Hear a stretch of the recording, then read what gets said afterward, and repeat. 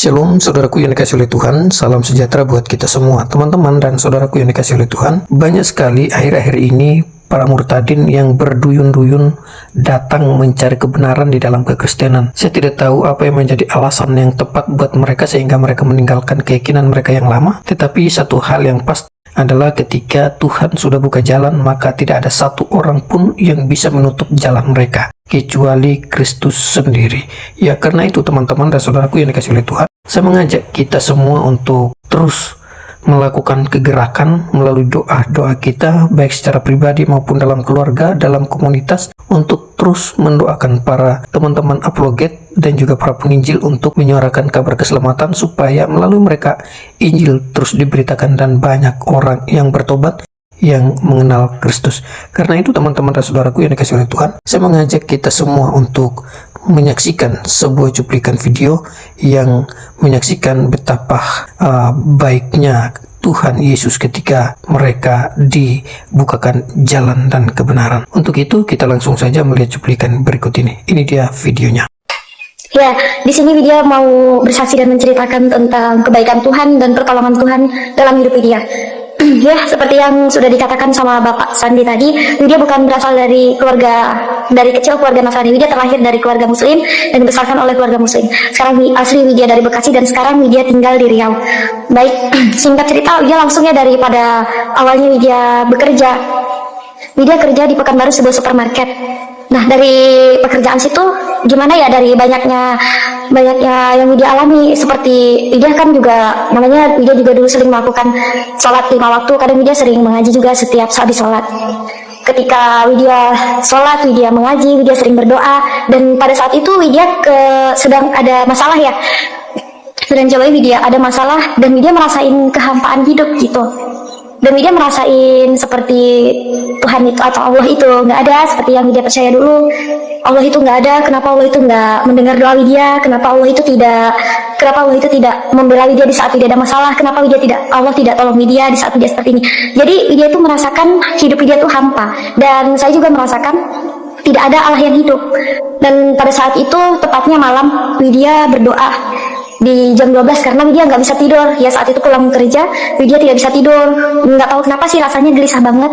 Lalu Widya berdoa meminta sama Allah sampai Widya menangis-nangis. Tuhan atau Allah yang Widya sebut dulu ya, Allah tolong tunjukin dong jalan kebenaran. Allah, kenapa setiap Widya sholat, Widya mengaji, Allah itu tidak jawab Widya? Kenapa tidak ada semuanya itu? Kenapa tidak Allah tunjukkan ke dalam hidup Widya? Kalau memang Widya juga sempat menentang, tapi itu yang Widya rasain dulu ya. Kenapa kalau memang Allah itu ada, Allah tunjukkan sama Widya, Allah tunjukkan kuasa Widya, Allah tolong tunjukkan jalan kebenaran Widya. Widya meminta sampai nangis-nangis. Dan pada saat itu Widya pun selesai cuci muka dan Widya tertidur sebentar. Dan nggak tahu kenapa waktu Widya saat tidur, Widya sudah dibawa ke suatu tempat ya Bapak Ibu. Widya di dalam mimpi Widya masuk ke dalam tempatnya itu tidak tahu seperti apa. Yang pasti dia tuh seperti sungai, tapi dia bukan sungai karena di situ banyak air jernih banget, banyak air jernih dan bebatuan alami. Di situ tempatnya sejuk banget, sungguh itu luar biasa banget. Baru Widya rasain sih dapat mimpi yang luar biasa seperti itu. Dan di situ banyak banget Widya lihat burung merpati. Burung merpati itu banyak sekali Widya lihat. Dan tidak tahu lagi Widya dibawa kemana. Pada saat itu Widya dibawa ke tempatnya yang gelap. Dan Widya di situ menangis karena begitu berat masalah Widya, begitu banyak beban yang harus Widya jalani. Jadi Widya menangis di sudut tempat yang gelap itu.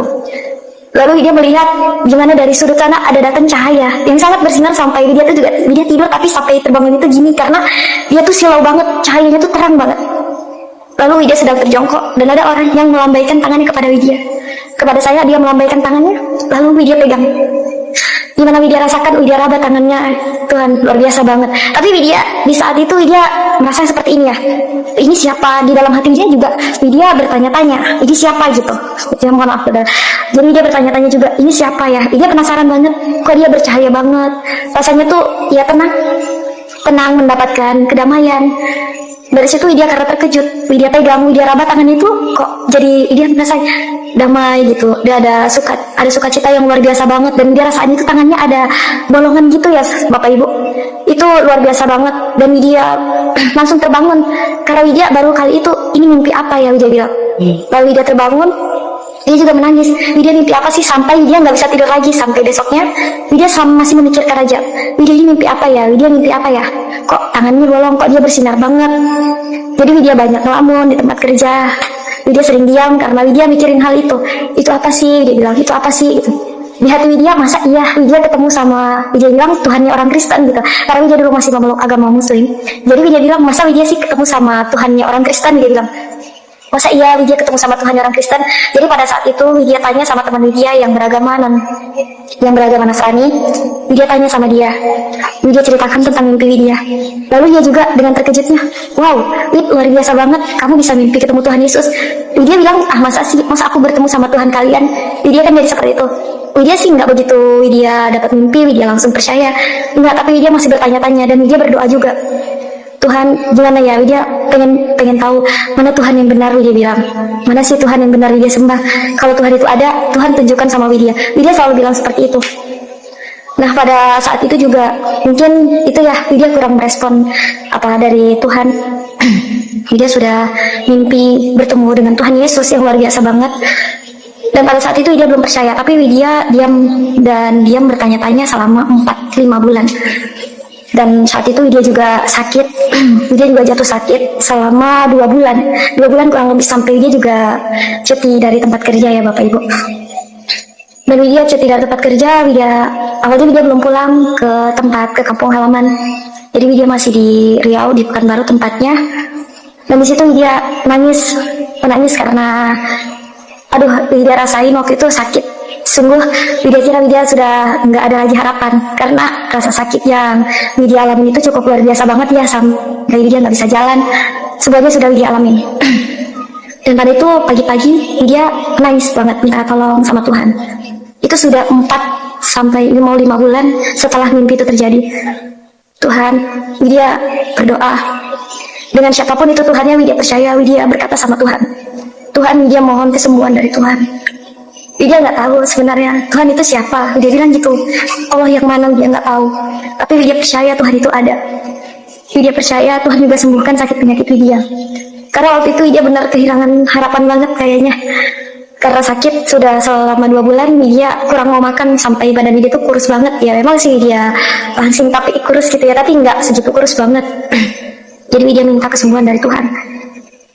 Pada saat itu Widya nangis ya di bawah jendela sambil Widya berdoa. Nggak tahu kenapa Widya juga dapat pendengaran kayak suara yang mengaum, kayak gimana ya, suara yang menyaring gitu dari telinga. Perasaan sih nggak ada, tapi kok suaranya itu ada di telinga gitu ya. Widya lihat kiri kanan, sampai Widya juga lebih menangis menjadi-jadi lagi karena Widya ingat dosa-dosa Widya ingat seperti apa dulu yang Widya lakukan. Widya ingat ke situ, lalu Widya minta ampun sama Tuhan. Tuhan, Widya minta ampun atas segala apa yang udah Widya lakukan, dan Widya mau Tuhan pulihkan. Widya mau tahu harusnya seperti apa. Widya pengen tahu Tuhan siapa yang benar, Tuhan mana yang benar yang harus Widya sembah. Dan di situ puji Tuhan, Widya terdengar suara yang menyaring dari telinga. Lalu Widya melihat kiri kanan, suara Widya juga penasaran banget ya, itu suara siapa gitu. Terdengar suara yang menyaring. Lalu waktu itu Widya baru ada handphone ya, jadi Widya bisa share gitu. Gimana kayak tentang yang teman Widya bilang sebelumnya, kalau Widya bertemu Tuhan Yesus. Dan di situ puji Tuhan, Widya setelah pulang dari situ sih ya, Widya mulai adem dengar lagu-lagu rohani. Puji Tuhan, Widya mulai seneng dengar lagu rohani karena bawaannya dengar lagu rohani itu adem banget, ngerasa ada damai. Nah setelah dari situ puji Tuhan, Tuhan sembuhkan Widya dari sakit 2 bulan yang Widya nggak bisa ngapa-ngapain, Widya nggak bisa berdiri, bahkan Widya nggak bisa jalan juga Bapak Ibu. Mau makan aja susah. Tapi puji Tuhan ya, Tuhan itu luar biasa banget. Tuhan sembuhkan, walaupun waktu itu Widya belum tahu bahwa itu benar-benar Tuhan Yesus yang menyembuhkan Widya. Puji Tuhan banget. Lalu Widya lanjut lagi ya, Widya balik lagi ke Pekanbaru, Widya bekerja, dan Widya bertemu sama seorang pekerja di supermarket itu juga. Dia juga beragama Nasrani. Lalu Widya sharing, Widya tanya tentang mimpi Widya. Dia juga mengatakan hal yang sama, bahwa Widya bertemu Tuhan Yesus. Jadi Widya merasa gimana ya, merasa wow luar biasa banget ya, berarti Tuhan itu, Widya bilang, berarti Tuhan itu memang ada. Widya bilang gitu dong. Jadi Widya diajak sharing lagi sama teman. Lalu Widya juga dibawa ke gereja. Singkat aja ya ceritanya karena panjang banget. Widya dibawa ke gereja. Waktu itu Widya masih keadaannya pakai kerudung. Pulang gereja, Widya dibawa ke gereja dan Widya juga bersaksi di gereja. Dari Widya belum pernah masuk gereja nih. Pas Widya masuk ke gereja, Widya merasakan gimana ya, roh yang hidup. Hati Widya tuh gimana rasanya ya, berdebar-debar gitu. Berdebar-debar, gimana Widya merasakan, wow, luar biasa banget ini. Kok Widya ngerasain ada sesuatu yang hidup di dalam gereja. Jadi di saat itu pas Widya masuk ke gereja, Widya beri kesaksian, dan hati Widya itu mengatakan, mungkin Widya nggak bisa mau ngomong apa gitu ya, tapi nggak tahu kenapa Widya yakin dan percaya itu Roh Kudus yang tuntun Widya.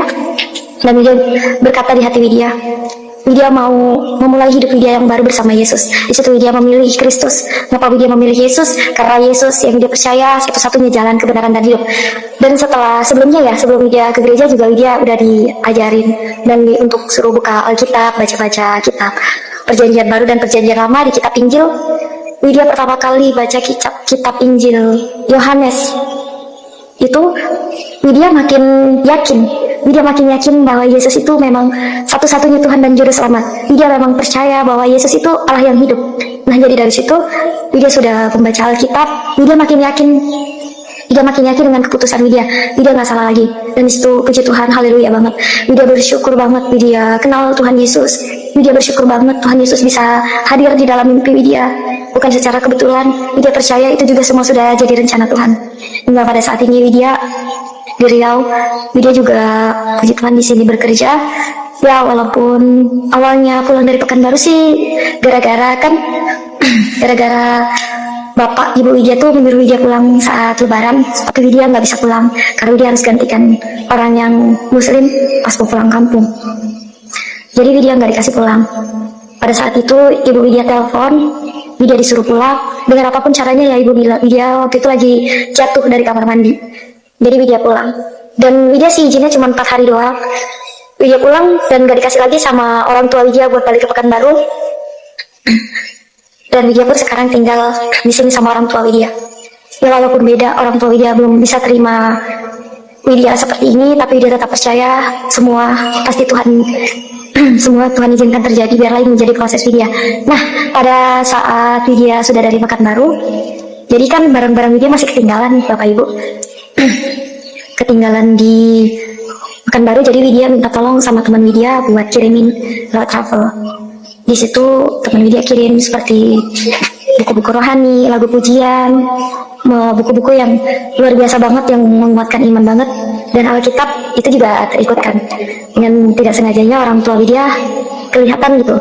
Jadi orang tua Widya bakar buku itu. Orang tua Widya bakar, dikubur ke dalam tanah, dan di situ pun Widya dimarahin. Widya dipukulin juga, tapi Widya diam. Widya tidak membutik sedikit pun. Gak apa-apa sih, pikir Widya, Alkitab dibakar mau dibikin buku tempe, itu bisa jadi berkat buat orang. Tapi firman Tuhan gak pernah hilang di hati Widya. Ya luar biasa banget, puji Tuhan. Dan sampai sekarang Widya tinggal sama orang tua Widya, karena Widya sering berbicara. Seperti karena orang tua dan keluarga Widya tuh masih terlalu kental dengan ilmu-ilmu supranatural gitu ya, seperti peninggalan zaman dulu kayak jimat-jimat apa gitu. Jadi Widya sering bilangin, kenapa sih ya sama kakek, orang tua, kenapa kalian harus percaya seperti itu? Widya bilang, kita harus percaya sama Tuhan, karena kita punya Tuhan yang luar biasa. Jadi Widya sering baca-baca firman Tuhan supaya mereka juga mendengarkan. Dan Widya juga sharing-sharing firman Tuhan, terutama merespon yang luar biasa banget. Kakek Widya senang banget. Kakek Widya senang kalau dengar Widya tuh baca Alkitab, tapi mereka tidak tahu kalau yang Widya baca itu adalah Alkitab, karena Widya baca Alkitab digital dari handphone, karena yang menjualnya sudah dibakar. Jadi Widya baca Alkitab dari handphone, puji Tuhan. Kakek Widya juga meresponnya dengan baik, sampai kakek Widya bilang, Neng katanya, kok Neng makin ya gitu ya, makin luar biasa aja gitu. Ngomongnya bagus gitu, bener. Yang dibilangnya ya emang gitu kenyataannya. Lihat seperti yang sekarang, apa yang terjadi di mana-mana, seperti ya banyak bencana alam ya, semua yang terjadi di Indonesia, di luar negeri. Sampai dia juga ceritakan, sharing-sharing. Kakek Widya bilang juga seperti itu. Bahkan orang tua Widya juga senang, mereka juga merasa terberkati. Mereka bilang merasa gimana ya, kayak ketemu sama ustazah aja. Kenapa nggak jadi ustazah aja sih? Tapi sayang banget, kenapa kakek Widya nggak pernah lihat Widya sholat dan mengaji gitu. Jadi Widya diam aja, Widya senyum, Widya tetap baca firman Tuhan. Kadang Widya hidupin lagu-lagu pujian walaupun dengan menggunakan bahasa Inggris, karena Widya gini, kalau mereka Widya sih nggak takut mereka tahu, tapi Widya mengatakan kepada mereka seperti itu. Untuk Ibu Widya, Ibu Widya sudah tahu, tapi dia belum bisa menerima Widya. Makanya Widya sering dibilang sholat, katanya sholat, ngaji gitu. Jadi mereka juga bilang seperti ini, Widya memang benar sih ngomong kayak gini, karena yang dibilangin juga benar. Tetapi kalau kayak gini Widya mah sama aja kayak Pak Dion gitu. Pak Dion itu yang Pak Pendeta gitu maksudnya. Widya disamain sama Pak Pendeta. Tapi Widya bersyukur, mereka merasa terberkati, mereka merasakan damai itu ada gitu. Luar biasa banget. Bahkan mereka inginkan Widya jangan berubah, tetap seperti ini. Widya sayang banget sama orang tua Widya, enggak kayak Widya yang dulu. Emang Widya yang dulu agak sedikit nakalnya, ya susah dibilangin itu doang. Ya puji Tuhan, haleluya. Jadi sekian kesaksian Widya. Begitu Widya juga ingin bukan hanya Widya saja, tetapi untuk orang-orang yang di luar sana merasakan kasih Tuhan, mendengar setiap apa yang Tuhan katakan kepada kita.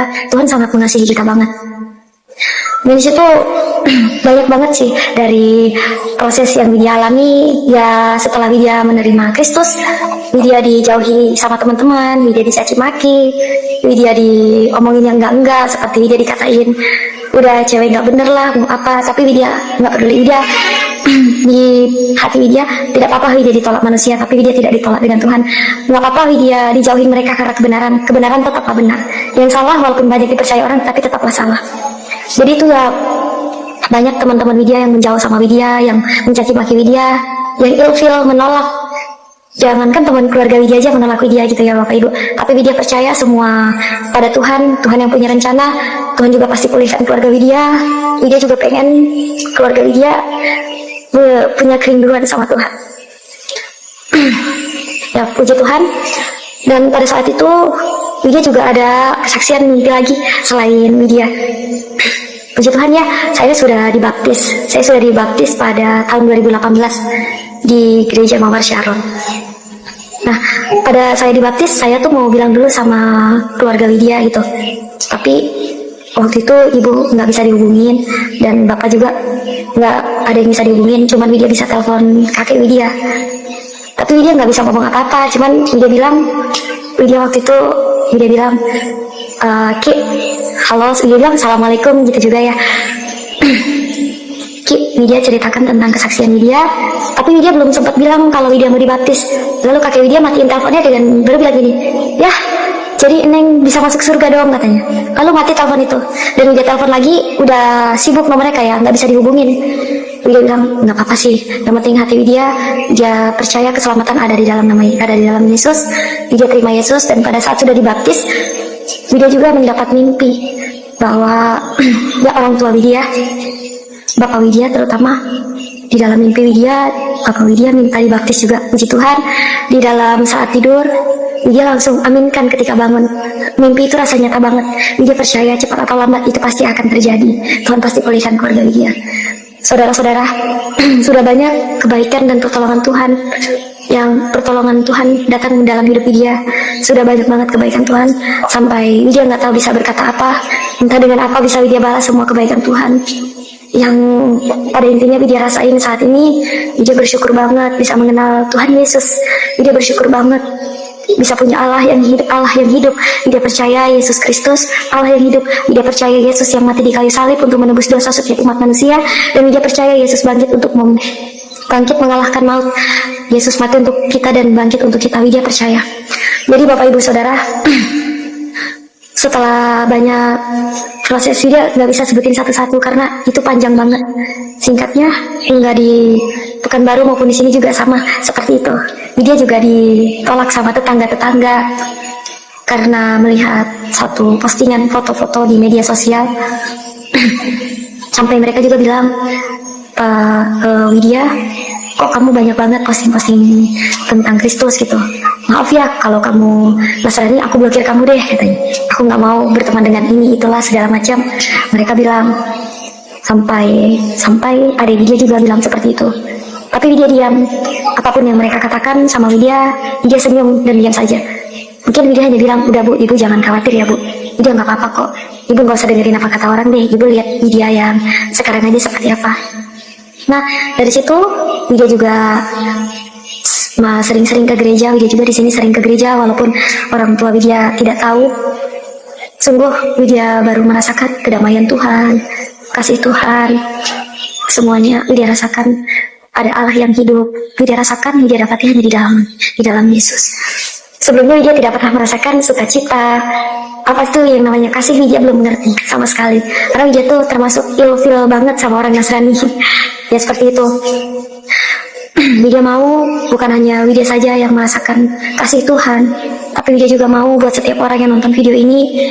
Widya juga mau semua merasakan kasih Tuhan, merasakan lawatan Tuhan, merasakan Tuhan di dalam hidup kita masing-masing. Percaya Tuhan itu sangat mengasihi kita banget, luar biasa banget. Widya karena sukacitanya Widya nggak tahu lagi mau ngomong apa. Sungguh luar biasa, haleluya banget. Segitu kesaksian Widya. Oke, baik teman-teman dan saudara yang dikasihi oleh Tuhan, sekiranya melalui video ini juga memberikan kita motivasi bahwa betapa pentingnya kita sebagai orang-orang percaya untuk terus menyuarakan kabar baik, untuk terus mengabarkan kabar keselamatan. Saat ini, di zaman sekarang ini, memberitakan kabar baik, memberitakan Injil Kristus itu tidak harus untuk pergi door to door ke rumah-rumah. Bisa saat ini melalui berbagai macam cara kita untuk menyampaikan kabar baik tentang Injil Kristus. Bisa melalui media sosial, bisa melalui apa saja untuk menyampaikan kabar baik itu. Namun yang menjadi pertanyaannya adalah, beranikah kita untuk melangkah pergi menyampaikan kabar keselamatan ini? Nah, ini yang menjadi bahan perenungan kita bersama di dalam iman kekristenan kita sebagai orang percaya. Karena pemberitaan Injil itu, pemberitaan kabar baik itu bukan hanya tugas seorang pendeta, bukan hanya tugas orang-orang yang sekolah hamba Tuhan atau sekolah teologi, tetapi seluruh umat percaya yang mengaku dengan mulut bahwa Yesus adalah Tuhan, maka wajib untuk memberitakan Injil. Itu adalah sebuah keharusan. Itulah sebabnya kita di zaman yang hidup di zaman ini, dengan berbagai macam media sosial, kita sudah bisa menyuarakan itu.